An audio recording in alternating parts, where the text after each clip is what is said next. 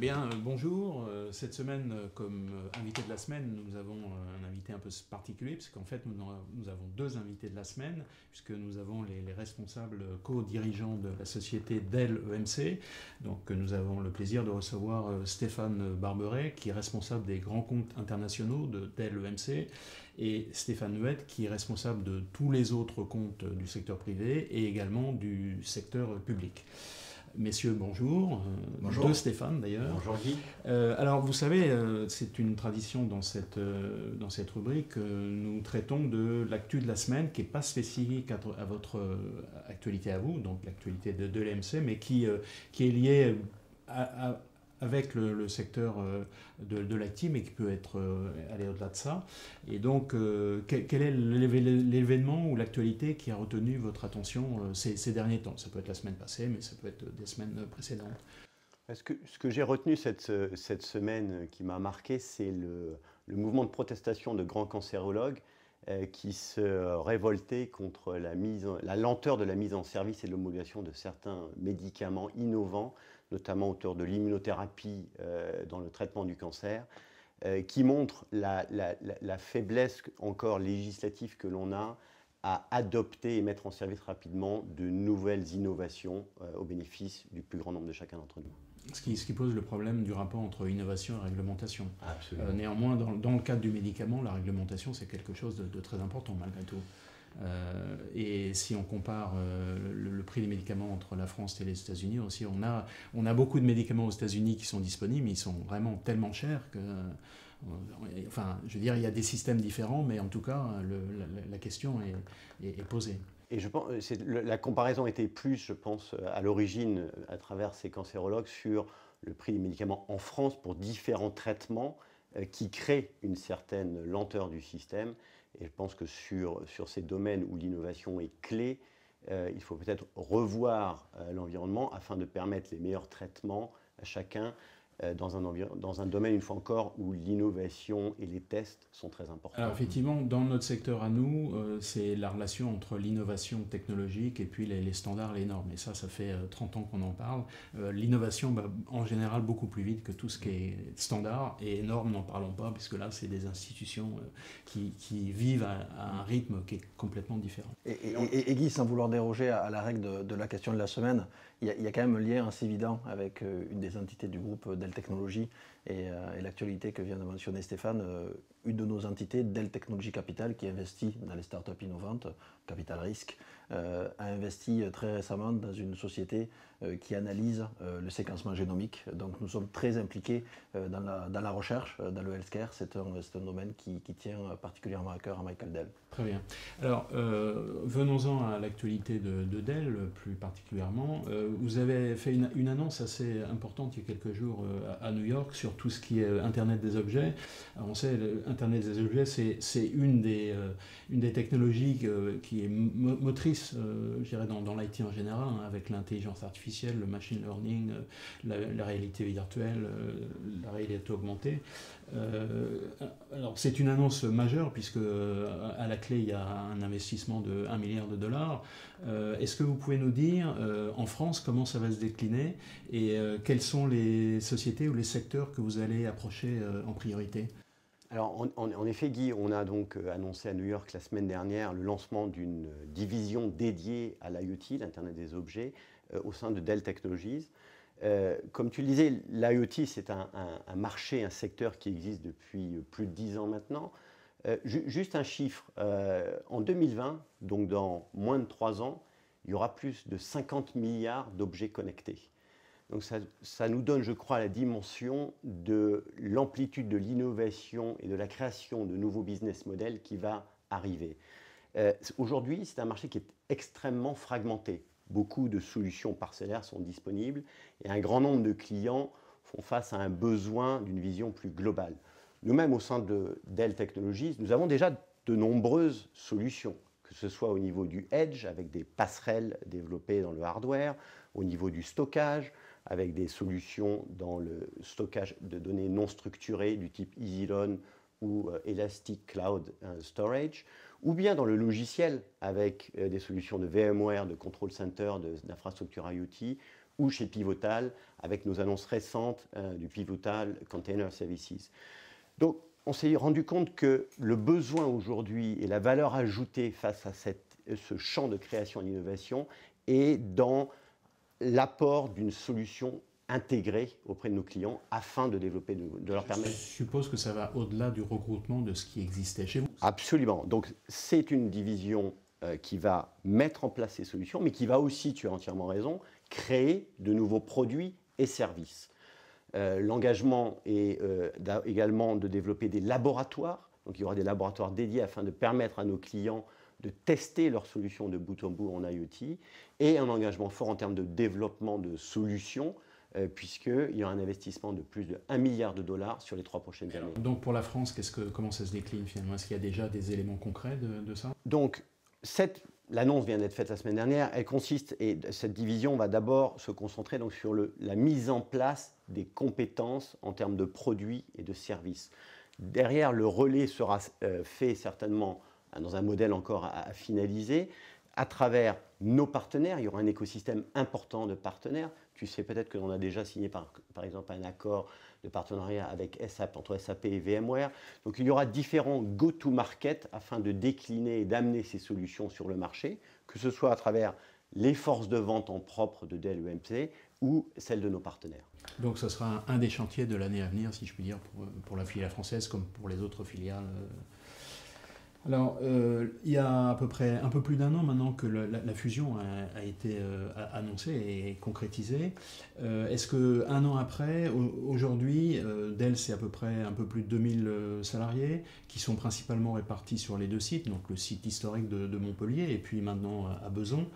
Est-ce qu'on peut dire que la fusion, tant sur le plan des produits, des services, des hommes, des partenariats, des programmes. Est-ce que la fusion est aujourd'hui terminée? Et est-ce qu'un des éléments qui permet de le dire, par exemple, c'est au sein d'une société, c'est quelqu'un qui ne se reconnaît plus comme un ex-Dell ou comme un ex-EMC. Il est dans Dell EMC. Est-ce qu'on peut dire que la fusion est terminée aujourd'hui? Alors, en effet, on a fêté notre anniversaire, notre premier anniversaire. On l'avait d'ailleurs fêté ensemble il y a quelques semaines, et on peut dire que non seulement la fusion est consommée, pour répondre à ta question Guy, mais c'est plus que tout un immense succès. Certainement la plus belle fusion et le plus beau succès des 10, 15, 20 dernières années en termes de fusion, au moins dans le monde de l'informatique. Juste pour resituer quelques chiffres, aujourd'hui le groupe Dell Technologies, c'est un groupe de 80 milliards de dollars, un petit peu moins de 80 milliards de dollars. Sur le dernier trimestre, plus d'1 milliard, ce qui nous place aujourd'hui comme la plus grosse société informatique, même devant IBM. Qui l'aurait cru il y a seulement 20 ans? Qui l'aurait cru, avec un taux de croissance de 9%. Sur le premier semestre, Dell Technologies a cru de 9%, ce qui pour une société de 80 milliards de dollars est bien entendu un chiffre absolument remarquable. La fusion, les synergies en termes de population d'employés, en termes d'offres produits, en termes de go-to-market, en termes de partenariat, ont fonctionné à plein. Et je dirais au-delà des espérances, au-delà même des espérances de Michael, qui bien entendu avait placé de grands espoirs dans cette fusion, puisque je le rappelle, après avoir racheté lui-même sa société éponyme et l'avoir sorti du marché, rendu privé, il a fait la même chose en rachetant EMC pour 67 milliards de dollars. Donc les risques étaient bien entendu élevés, les espoirs de synergie puissants. C'est pas rien. Pour parler de chiffres, sur la première année, nous avons déjà remboursé plus de 9 milliards de dettes, ce qui est absolument colossal. Donc les synergies sont puissantes. Et en France, vraiment, cette fusion s'est réalisée concrètement? Concrètement, oui. Nous avons des croissances sur l'ensemble des secteurs de notre marché, sur l'ensemble de nos gammes produits. Nous avons une adhésion de nos collaborateurs qui est massive. Tu citais le regroupement des entités, en effet, qui a joué également beaucoup. Nous avons souhaité immédiatement regrouper les employés issus de Dell et issus de EMC. Et pour répondre à ta question, aujourd'hui, plus personne ne se sent Dell ou EMC. Tout le monde se sent Dell EMC, tout le monde se sent même Dell Technologies, puisque la collaboration avec l'ensemble des sociétés du groupe, VMware, SecureWorks, RSA, Pivotal et les autres divisions est réelle. Aujourd'hui, il y a une vraie volonté de servir nos clients avant tout, d'écouter nos clients et de les servir dans le meilleur de leurs intérêts. Et ça crée une dimension aujourd'hui au sein de Dell EMC qui n'a jamais été connue, je pense, auparavant, ni chez Dell, ni chez EMC. Donc la fusion est un immense succès d'un point de vue financier, d'un point de vue humain. Et si je peux me permettre, Guy, pour rajouter sur ce que vient de très bien résumer Stéphane, à la fois sur le succès business, le succès au niveau des employés de cette fusion, il y a une troisième question qui était posée aussi lorsque cette fusion a eu lieu, qui était l'innovation. Parviendrons-nous à maintenir le rythme de l'innovation? Un chiffre, je pense, résume tout, 4,5 milliards de dollars en R&D cette année. Donc non seulement on maintient le rythme de l'innovation, mais on l'accélère, puisque on effectue non seulement ces 4,5 milliards d'investissements en R&D chaque année en propre, mais à travers des sociétés de capital risque, nous continuons d'investir plus de 100 millions de dollars dans des startups pour innover. Juste un chiffre, 27 investissements dans des startups sur 2017. Donc sur les 6 premiers mois de 2017, nous avons déjà investi dans 27 startups à travers Dell Technologies Capital. Dans le monde. Et en France, il y en a Alors, il y a des représentations, ne sont pas des startups françaises, la plupart sont des startups américaines ou israéliennes également, puisqu'on a des bureaux en Israël. Alors, vous, dans la poursuite de cette idée-là, donc Dell Technologies, maintenant, effectivement, c'est le numéro 1 du secteur, et vous présentez, donc ça veut dire qu'en gros, chez vous, on peut tout trouver, hein, un peu comme on pouvait trouver la Samaritaine à une certaine époque. Est-ce que cette idée de, finalement, de ce qu'on peut appeler en bon français le one-stop shopping, où en gros, une entreprise cliente peut venir chez vous et trouver quasiment tout ce dont elle a besoin, est-ce que ça, finalement, c'est un avantage à un moment où on a peut-être besoin d'un peu plus de spécialisation pour avoir un avantage compétitif, à un moment où la technologie évolue tellement vite que parfois il vaut mieux peut-être se fournir chez une start-up parce qu'elle a le produit qui est plus innovant. Et est-ce que ça, comment vous arrivez à gérer un peu cette contradiction? Alors, je pense que le point essentiel que tu as évoqué, c'est la problématique auquel font face tous nos clients, qui est la transformation digitale en marché. Aujourd'hui, on peut voir ça comme un risque ou comme une opportunité, mais la fameuse ubérisation des métiers est là. Et les directions générales des grands groupes, mais également des établissements publics et des PME, résident dans quelles sont les opportunités que je peux aller saisir dans le numérique. Et à cette fin, elles ont besoin aujourd'hui d'un accompagnement au niveau stratégique, au niveau du comité de direction. Et je dirais que Dell Technologies leur offre, par cette profondeur du portefeuille de produits et de services, cette capacité à justement définir une roadmap stratégique et les accompagner dans leur transformation en définissant les bonnes priorités. Tu mentionnais le point d'innovation, j'en faisais l'écho avant, je pense qu'un des points essentiels est non seulement que Dell EMC continue d'investir fortement dans l'innovation, donc est leader dans de nombreux produits, mais aussi, comme on le disait, fait des acquisitions externes ou des participations dans des sociétés externes, voire continue des partenariats importants afin de s'assurer que l'on ait un portefeuille qui corresponde à l'état de l'art pour nos clients. Très bien. Alors justement, puisqu'on parle de portefeuille de produits et services, il y a un élément dont on ne peut pas ne pas parler, c'est le cloud. Et on peut être un peu étonné que finalement le numéro 1 du secteur ne soit pas présent sur le cloud public. Bon, il se trouve que vous êtes présent partout ailleurs, hein, le cloud privé, le cloud hybride, et puis évidemment fourniture d'infrastructures. Est-ce que vous pouvez nous dire, donc en dehors du cloud public, pour lequel vous fournissez aussi les éléments d'infrastructure, en dehors du cloud public, finalement, où est-ce que votre offre commence et où est-ce qu'elle se termine? Très bien. Alors, merci de nous donner l'opportunité de décrire notre stratégie dans le monde du cloud. Un mot derrière se cache beaucoup de choses et souvent peu de choses. En tout cas, beaucoup d'idées sous-jacentes, mais qui sont souvent mal exploitées. Aujourd'hui, le cloud public, Dell Technologies ne combat pas le cloud public. Le cloud public est une dynamique qui existe et qui va continuer à croître. Ceci étant, lorsqu'on regarde concrètement aujourd'hui les déploiements réels des grandes sociétés dans le cloud public, et si je prends aujourd'hui les comptes dont j'ai la charge, par exemple dans le secteur financier, la France est un pays la France et l'Europe, qui est excessivement régulé. Donc par exemple les grandes banques ou les grandes assurances, compte tenu de leur régulation, si ce n'est impossible, c'est du moins très difficile d'aller dans le cloud public. Mais heureusement que les banques sont régulées. Heureusement, c'est une bonne nouvelle. C'est une bonne nouvelle, et pas que pour le cloud, c'est une bonne nouvelle en général. Mais je dirais qu'au-delà de cloud public ou pas public, ce qui est intéressant de regarder, c'est qu'est-ce que les entreprises recherchent. à travers l'adhésion au cloud public. Aujourd'hui, ce que les entreprises recherchent, c'est d'être plus rapide pour mettre des produits sur le marché, d'avoir de l'agilité, d'avoir de la flexibilité et d'avoir un contrôle des coûts. Et aujourd'hui, ce sont les promesses du cloud public au sens large du terme. Nous pensons qu'à travers la complétude de notre offre, nous pouvons fournir des alternatives au cloud public tout en gardant les grands enjeux et les grandes attentes de nos clients. Donc à travers nos piliers de modernisation de l'IT, de modernisation des data centers, de création de cloud privé, de création de cloud hybride, avec toutes nos briques que tu connais. Oui, la dernière c'est Azure Stack de Microsoft qui est un élément important. Absolument, absolument. Mais également VMware qui est le fuel aujourd'hui de tous les clouds privés. Aujourd'hui, VMware est la brique angulaire de tous les clouds privés. Donc nous, ce que nous proposons à nos clients, c'est d'atteindre les mêmes niveaux d'agilité, de flexibilité, tout en ayant un contrôle des coûts qui soit réel, parce que le cloud public, s'il offre beaucoup d'agilité, de flexibilité, n'offre pas de contrôle des coûts. Et autant ça coûte peu cher d'y rentrer, ça coûte souvent très cher d'en sortir. Ce qui n'est pas le cas en maîtrisant ses propres environnements cloud.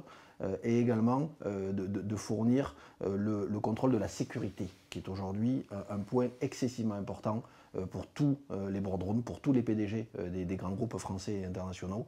Aujourd'hui, la sécurité, ne pas se lever le matin avec une épée de Damoclès sur est-ce que j'ai été piraté cette nuit, est-ce que mes données sont en sécurité, c'est également un point très important. Et à travers notre complétude d'offres en termes de cybersécurité, les sociétés de type RSA et SecureWorks, au sein de nos clouds privés, nous fournissons également ce contrôle de la sécurité, ce qui est excessivement important pour nos clients. Très bien. Alors, on va finir cet entretien sur une note un peu plus personnelle. Vous avez l'occasion, tous les deux, de rencontrer Michael Dell régulièrement dans le cadre de vos fonctions. De votre point de vue, en quoi Michael Dell est différent des autres grands patrons du secteur de l'informatique? Qu'est-ce qu'il a de plus? Qu'est-ce qu'il a de différent? Alors c'est plus qu'une occasion, je dirais que c'est une chance qu'on a de le rencontrer relativement souvent et à chaque fois qu'il vient on se dit quand est-ce qu'il va revenir surtout. Et je vais parler de lui mais je vais aussi parler surtout de la trace qu'il laisse à chaque fois qu'il passe.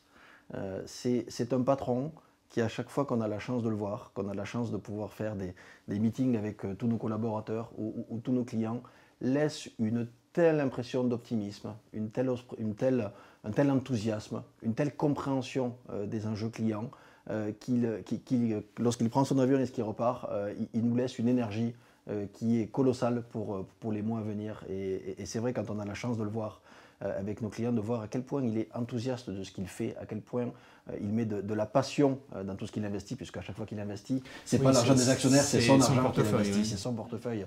Et la passion qu'il y met, la compréhension qu'il y met, c'est-à-dire qu'il est capable de vous détailler dans les détails chacune de nos offres produits, c'est vraiment un patron qui est absolument extraordinaire et qu'on a envie de suivre partout où il ira. Donc il a une aura incroyable. Oui, je pense je partage tout à fait ce que dit Stéphane, c'est-à-dire qu'il y a une vraie énergie et passion, une vraie vision que Michael a, et il sait la traduire de façon humaine à tous les niveaux, que ce soit dans les organisations en interne ou chez nos clients, et il sait emmener avec autour de lui une passion extraordinaire. Une des chances, je pense, que l'on a tous, c'est que Michael ait repris le contrôle de sa société. Depuis 3 ans, nous sommes... Finalement, il aurait très bien pu fermer ses bagages et puis aller sur une île se reposer. Plusieurs îles même. Et ça traduit vraiment la passion et l'envie qu'il a de se replonger et d'emmener cette société au-delà d'une vie classique qu'elle aurait pu avoir comme toute société technologique, avec une vision claire et donc avec une capacité à investir sur le long terme qu'aucune autre société n'a. Très bien, écoutez, on va terminer sur cette note très positive. Stéphane Barberel, Stéphane Muet, merci beaucoup. Merci Guy.